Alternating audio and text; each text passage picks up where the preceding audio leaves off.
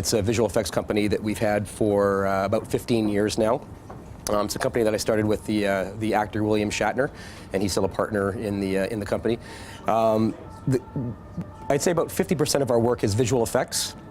The other 50% is animation. We have worked on a number of big projects over the years, everything from X-Men to Dr. Dolittle, Nutty Professor 2, Fly Away Home, Mimic, Blade 2, so a good pedigree of visual effects films. As the visual effects supervisor for Splice, I kind of was in charge of overseeing all facilities that were doing the visual effects. So C.O.R.E. dealt with me as a visual effects supervisor. Matt Guff here in Paris also dealt with me as a visual effects supervisor, and Bouffe Company, the same thing. I think we actually did a good job at splitting the work between the three companies doing the visual effects.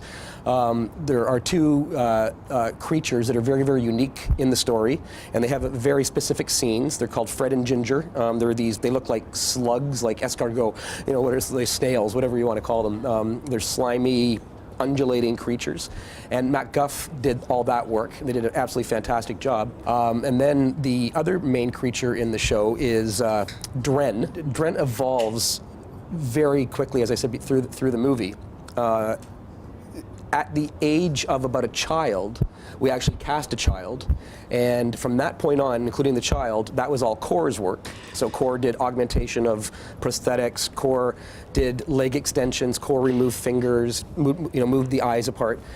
Before it became a child, it was a baby and a toddler, and that was a pure CG creature, and that was done by Bouffe Company here in Paris. And again, just a fantastic job. The work is extraordinary. There are only a few other visual effects that are in the film other than the creatures. It really is a creature movie. There are sky replacements. Vincenzo likes dramatic skies. So if we shot something and it was a boring sky, we'd do a sky replacement. Made digital signs and digital building augmentation, that kind of thing, set extensions, but not really a lot of that. It's really, it's creature. It's a creature film. As Guillermo del Toro, who is the executive producer of Splice, as Guillermo said, it's the thinking man's. Making Splice is still one of the finest experiences of my life, and I give credit completely to Steve Hoban. Steve is the producer of the film. He's from Canada, and what he did, I think, Vincenzo had a lot of influence, but what Steve did is he was able to get us a lot of pre-production time and a lot of post-production time. So we were in pre-production for about 8 or 9 months. We shot for 2.5 months, and then we were in post-production for 14 months, which is unheard of. And a movie like this, it was better for us to take the time with fewer people and do it right than put a lot of people on it and keep doing it wrong and have to do it again and again and again. We couldn't afford to do it again. We had to get it right the first time, every time.